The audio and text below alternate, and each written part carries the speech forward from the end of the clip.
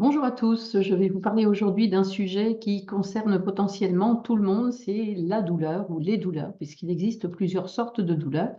Et on va toujours essayer d'avoir une action efficace sur la douleur, tout en évitant les effets secondaires sur le reste de l'organisme. Alors d'abord, qu'est-ce que la douleur? C'est une sensation désagréable et complexe, sensorielle et émotionnelle. Cette sensation provient d'excitation des nerfs lors d'une lésion tissulaire réelle ou potentielle. Et comme vous le voyez sur le schéma ici, les nerfs, on en a vraiment partout dans l'organisme, hein, aussi bien en surface au niveau de la peau. La peau est très innervée partout. Et puis, il y a des nerfs aussi au niveau de tous nos organes. Donc, ils sont vraiment répartis dans tout le corps. Et puis, la douleur, n'oubliez jamais ça, la douleur est un signal d'alarme qui alerte sur un dysfonctionnement. Et ça peut être une blessure, mais ça peut être aussi une maladie, ça peut être le seul signe d'alarme d'une maladie. Donc, il ne faut jamais la négliger et il ne faut pas se jeter sur les antidouleurs non plus sans se poser la question de connaître la cause de la douleur, parce qu'on sera toujours plus efficace à agir sur la cause. Et puis, il ne faut pas faire taire un signal d'alarme sans savoir ce qu'il annonce. Alors, quelles sont donc les causes de la douleur? Eh bien, il peut s'agir d'une lésion tissulaire, hein, vous avez tous eu sans doute une piqûre, une coupure, mais ça peut être aussi une lésion tissulaire invisible, par exemple la blessure d'un organe interne. Ça peut être aussi la lésion d'un nerf ou d'un système nerveux. On pense par exemple au zona qui peut faire très mal et qui est une réactivation du virus de la varicelle qui agit le long du trajet d'un nerf. Et puis les troubles psychiques aussi peuvent donner des douleurs. Et cette douleur, elle va être influencée par notre humeur, par l'anxiété, la dépression, les émotions comme la peur ou la colère, ou les souvenirs d'anciennes blessures ou d'anciennes douleurs. Les facteurs psychologiques influencent aussi la perception de la douleur. Quand on est fatigué, on supporte moins bien. Quand on a mal dormi, les troubles du sommeil ils vont être aussi consécutifs à la douleur, mais si on a mal dormi, on supportera moins bien la douleur aussi. Et il peut aussi y avoir une mauvaise qualité du repos, un mal-être, un état dépressif qui peut engendrer des douleurs, mais qui peut lui aussi être la conséquence de la douleur. C'est pour ça que je dis, il faut toujours essayer de trouver la cause. Et puis, l'absence de reconnaissance du vécu douloureux aussi, ça aussi, c'est quelque chose qui va aussi avoir tendance à aggraver le problème. Alors, 30% des adultes souffrent de douleurs chroniques d'intensité modérée à sévère, ce qui ne veut pas dire qu'il y a que 30% des personnes qui souffrent de douleurs. Il y a des personnes qui ont aussi des douleurs chroniques qui peuvent être légères, par exemple, mais n'empêchent invalidantes quand même quand les douleurs sont fréquentes ou quasiment continues. À stimuli égal, les femmes ressentent plus la douleur que les hommes. On ne sait pas encore expliquer pourquoi, mais c'est comme ça. Il existe deux types de douleurs. Les douleurs aiguës, qui sont des douleurs brèves et réversibles. Elles peuvent être dues à une blessure, à un examen médical ou à une chirurgie. Et puis les douleurs chroniques, qu'on appelle chroniques quand elles sont là depuis plus de 3 mois, qui peuvent être consécutives à des blessures, des lésions nerveuses, de la polyarthrite, de l'arthrose, etc. Alors, comment supprimer ou atténuer la douleur? Alors, on va expliquer quand même comment on perçoit cette douleur. Eh bien, dans notre corps, on a plein de nerfs sensitifs. Et donc, l'influx nerveux, c'est un petit peu comme un courant électrique qui va se propager le long du trajet d'un nerf, comme il se propagerait dans un fil électrique, par exemple.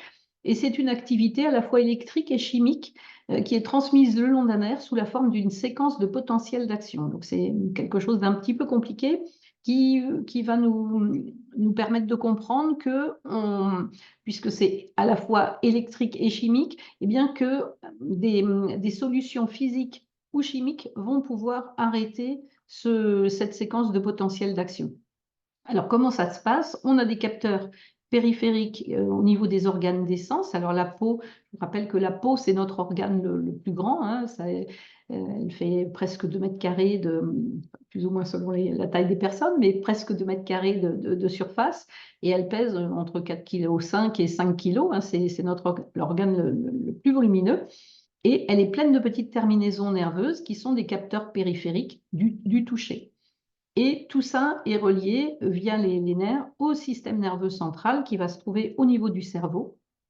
Et ce trajet, cet influx nerveux va se propager le long du trajet des nerfs. Alors, un exemple d'un trajet d'influx nerveux, par exemple, on va prendre l'exemple de la vision.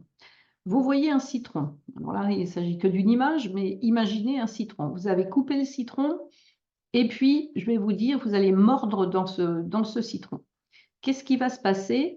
Le nerf sensitif a vu le citron, il va envoyer l'action au niveau du cerveau, et puis le cerveau, il va aussi commander, ça va se transmettre au niveau d'un nerf moteur, il va commander une action, et d'ailleurs peut-être que ça vous est arrivé rien qu'en m'écoutant, et on va déclencher la salivation, parce qu'on sait très bien que si on mange ou si on croque dans un citron, ça va être quelque chose d'assez acide, et souvent ça nous fait saliver. Et parfois, la simple vision de ce citron va déclencher cet influx nerveux alors qu'on n'a même pas, alors que le citron n'est pas là physiquement. Autre exemple, c'est le toucher. Imaginez une bougie allumée, donc avec une flamme. Vous mettez la main au-dessus de la flamme, vous percevez tout de suite la chaleur. Eh bien, qu'est-ce qui se passe? Il y a dans la peau donc ces nerfs sensitifs qui vont tout de suite percevoir la chaleur. Ça va être transmis via les nerfs au niveau du cerveau. Le cerveau va commander au nerf moteur de vous faire retirer votre main. Et vous, comme vous l'aurez constaté, on n'a pas besoin d'attendre ne serait-ce qu'un quart d'heure pour se dire, tiens, je sens quelque chose, est-ce que c'est chaud, est-ce que c'est froid, etc. Non, ça se fait instantanément, il suffit d'une fraction de seconde pour que la réaction se fasse. Troisième exemple, l'anesthésie dentaire. Vous en avez peut-être sûrement eu déjà pour les soins dentaires. Eh bien, que fait-on? On va anesthésier un nerf qui s'appelle le nerf trijumeau. Alors que ce soit pour les dents du haut ou pour les dents du bas, ce sont des branches différentes de ce même nerf trijumeau qui a plusieurs branches. Et ce nerf, il a la particularité d'être un nerf mixte, c'est-à-dire qu'il est à la fois sensitif et moteur. Donc, que fait le dentiste? Le dentiste va injecter son produit d'anesthésie tout près du nerf, dans la zone qu'il veut anesthésier. Et en fait, ça va anesthésier, ça va supprimer, si vous voulez, le transfert la transmission de l'influx nerveux, à la fois sur le nerf sensitif et sur le nerf moteur. Et c'est ce qui explique qu'on va pouvoir faire un soin dentaire sans douleur, mais que pendant tout le temps de l'anesthésie, vous allez avoir la joue engourdie selon le type d'anesthésie. C'est ce qui fait qu'on a un peu la bouche de travers après l'anesthésie dentaire. Alors, pour traiter une douleur, il faut en identifier la cause et puis il faut aussi être capable d'évaluer l'intensité parce qu'on ne va pas traiter de la même manière des douleurs, des petites douleurs et puis des douleurs très très fortes. Alors, on a différentes échelles pour identifier la douleur. On peut avoir une échelle visuelle comme ça. Par exemple, vous voyez du côté le plus large, c'est vraiment très très mal, c'est insupportable. Et puis de ce côté-là, on n'a pas du tout mal. Donc, on peut promener son doigt le long de l'échelle pour dire à peu près ce qu'on ressent. Il y a aussi une échelle verbale simple. Donc, on va dire j'ai 0 douleur quand il n'y en a pas du tout. 1, ça va être une douleur faible. 2, une douleur modérée. 3, une douleur intense. Et 4, une douleur extrêmement intense. Il y a aussi une échelle que vous connaissez peut-être encore mieux, ce qui est l'échelle numérique de 1 à 10 et qui est l'échelle la plus couramment utilisée. Donc 0, aucune douleur. Et puis 10, une douleur vraiment très, très sévère. Et il arrive quelquefois que les personnes qui ressentent des douleurs ne soient pas capables d'exprimer, soit pas capables de parler ou pas capables d'exprimer ce qu'elles ressentent. Ça peut être les bébés, par exemple, ou des personnes handicapées ou des personnes très, très âgées. Et on a aussi une échelle des visages, alors qu'on voit ici déjà sur cette échelle. Et puis, on en a une autre ici qui va de 2 en 2 et vous aurez peut-être remarqué déjà dans votre entourage, même par exemple un bébé qui souffre, eh bien quelquefois il ne pleure pas, mais il va avoir son visage tout figé et ça va permettre de détecter quand même cette douleur et de la prendre en compte. Donc, l'activité électrochimique, on peut la bloquer donc avec de la physique ou avec de la chimie. Donc, on va voir les différentes choses. Donc, on pense tout de suite aux médicaments antidouleurs. Alors, il y a différents paliers. On a le palier 1 avec le paracétamol, l'aspirine et les anti-inflammatoires non stéroïdiens Donc, ce palier 1, il est réservé aux douleurs faibles à modérées. Ce sont les médicaments les plus couramment utilisés. Ensuite, on a le palier 2 avec la codéine, le dextropropoxyphène et le tramadol. Donc là, on est déjà sur des douleurs modérées à intenses, et puis sur des dérivés déjà, la codéine, on est déjà dans des dérivés un peu opiacés. Et puis le palier 3, alors là, on a la morphine, le fentanyl et l'oxycodone. On est sur des opiacés aussi, et ça va être réservé aux douleurs intenses à très intenses. Parce qu'évidemment, le palier 2 et le palier 3, il y a des risques de dépendance qui sont non négligeables. Et puis, tous ces médicaments, quand même, sont potentiellement toxiques. On sait très bien que le paracétamol pris en excès va détruire votre foie, et il y a quand même chaque année des greffes hépatiques qui sont la conséquence d'un excès d'utilisation du paracétamol. Et quant à la dépendance, eh bien, c'est quand même très fréquent aussi. Si vous n'avez jamais entendu parler de l'oxycodone et que vous aimez regarder des séries télé, eh bien, il y a une série qui s'appelle Painkiller, que l'on trouve sur Netflix et peut-être sur d'autres plateformes, et qui raconte justement l'histoire de l'oxycodone, puisque aux États-Unis, il y a eu énormément de morts avec cette chose-là. On a mis sur le marché l'oxycodone, qui est un dérivé de l'héroïne, en disant qu'il y avait moins de dépendance, enfin quasiment pas de dépendance par rapport à la morphine. Et en fait, c'était totalement faux. Et donc, bon, voilà, ça a entraîné énormément de morts, parce qu'à chaque fois, on est obligé d'augmenter les doses pour avoir toujours la même action, puisqu'il y a cette dépendance. Alors, on peut utiliser aussi le chaud ou le froid.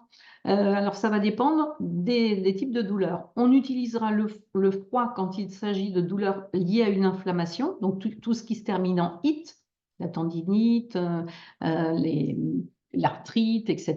Donc, dès qu'il y a une inflammation, donc ça a tendance à chauffer au niveau de l'organisme, eh bien, le fait de mettre du froid, ça va apaiser.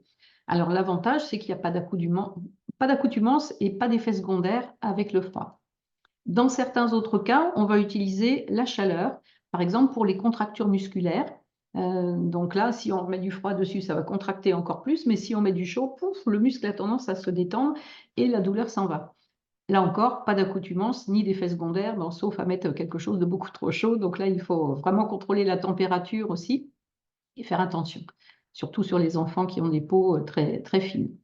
Alors, il existe aussi l'électrostimulation avec un système qu'on appelle les TENS, qui va faire une stimulation des fibres nerveuses sensitives par un courant de faible intensité. Alors, en principe, on utilise ça pour des douleurs de moins de 3 mois. À partir du moment où ça passe en douleur chronique, là, ça devient moins efficace. On va l'utiliser surtout au niveau des membres et au niveau du dos. L'effet est immédiat et l'action est ajustable par le patient, qui va régler l'intensité du courant émis.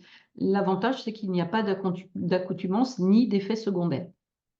Alors, pour des douleurs beaucoup plus importantes, il y a aussi les PENS, qui sont des neurostimulateurs implantés chirurgicalement. Donc là, c'est déjà beaucoup plus lourd comme traitement. Et puis, il y a des contre-indications. On ne fait pas ça pendant la grossesse. On ne fait pas ça s'il y a une lésion cutanée. Et on évite les traitements au niveau de la carotide, de la tête et de l'avant du cou, parce que c'est des endroits où on ne va pas pouvoir piquer et enfoncer les électrodes. Il y a trop de choses qui sont vraiment importantes à ne pas piquer dans ce secteur-là. Et s'il y a déjà un autre implant électronique dans le corps, eh bien, on ne peut pas les utiliser non plus. Donc, vous voyez que ça limite quand même un petit peu l'action. On a autrement les ultrasons. Donc, le but, c'est de stimuler les tissus en profondeur. On va les utiliser en cas de blessure musculaire, de tendinite, de douleur articulaire. Il y a une action antalgique, décontracturante, anti-inflammatoire et défibrosante. Mais on aura des effets secondaires aussi qui peuvent varier selon les personnes. On peut avoir des nausées, des étourdissements, de la fatigue, des maux de tête, des vertiges, des pertes d'équilibre. Et puis, il y a des risques de lésions des nerfs périphériques, surtout dans la région cervicale. Alors, il existe aussi les lasers de basse intensité, c'est Low Level Laser Therapy, qui sont des faisceaux lumineux collimatés qui vont être destinés à soulager les douleurs à la fois aiguës et chroniques. Alors, ça marche très bien parce que ça diminue l'inflammation, ça favorise la cicatrisation et ça régule aussi le système immunitaire. L'inconvénient, c'est que le coût est élevé, c'est difficile de trouver des praticiens qui sont équipés de ce type de laser. Par contre, le traitement est totalement indolore et il n'a pas d'effet secondaire indésirable à partir du moment où le praticien est bien formé, il sait ce qu'il fait, il sait dans quel cas il peut les utiliser ou ne pas les utiliser. Ça n'est pas pris en charge par la sécurité sociale non plus, et c'est dommage parce que ce sont des traitements physiques qui peuvent être vraiment très, très intéressants pour l'organisme. Et puis, on a maintenant un nouveau type de traitement qui est le Super Patch Freedom.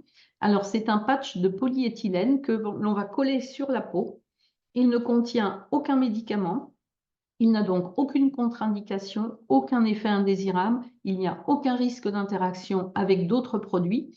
C'est juste le relief qui se trouve sur la face interne de ce patch qui, au contact de la peau, va transmettre une information au niveau des fibres nerveuses. Et cette information va être véhiculée le long du trajet des nerfs jusqu'au cerveau. Donc, tous les moyens dont je vous ai parlé ont tous pour but d'empêcher l'influx nerveux d'arriver jusqu'au cerveau et de transmettre son message douloureux. Donc ça, c'est vraiment particulièrement intéressant parce qu'actuellement, il y a quand même pas mal de personnes qui prennent des médicaments. Ajouter un autre médicament antidouleur, c'est quelquefois aussi surcharger l'organisme et apporter une toxicité supplémentaire au niveau du foie, puisque vous savez bien que tous les médicaments que l'on prend doivent être métabolisés par l'organisme, et puis c'est le foie principalement qui fait ce travail. Et il est déjà souvent bien surchargé déjà avec les autres médicaments sans qu'on en ajoute d'autres. Donc ça, c'est vraiment quelque chose qui marche très bien, qui est très efficace. D'ailleurs, ce type de remède a été présenté au dernier congrès mondial sur la douleur qui a eu lieu à Antalya fin octobre 2023. Et donc, ça prouve la reconnaissance il y a eu des études cliniques qui ont été présentées lors de ce congrès. Et vous savez, dans les congrès internationaux, on n'accepte pas n'importe qui pour présenter des choses. Donc, si le produit est un peu farfelu ou ne tient pas la route, il n'est pas présenté dans un tel congrès. Donc là, c'est vraiment la reconnaissance de l'action de ce patch Freedom, qui en plus vient de recevoir le label CE assez récemment également. Donc, si vous voulez plus d'infos sur les super patchs, n'hésitez pas à me contacter, soit par mail ou par téléphone. Si vous voulez passer commande, vous pouvez le faire à partir du site docleasy.superpatch.com. Si vous avez besoin d'aide pour passer commande, parce que ça peut être un petit peu compliqué, il y a deux manières de faire, soit on est client, soit on est associé. Si vous voulez que je vous explique la différence entre les deux et que je vous aide là-dessus, il n'y a aucun problème, vous pouvez me joindre par mail ou par téléphone. On se cale un petit moment avec une réunion Zoom, par exemple, de façon à ce que vous puissiez voir ce que je fais sur l'écran. Et puis, c'est très facile à faire. Je vous remercie de votre attention et puis je vous dis à bientôt peut-être.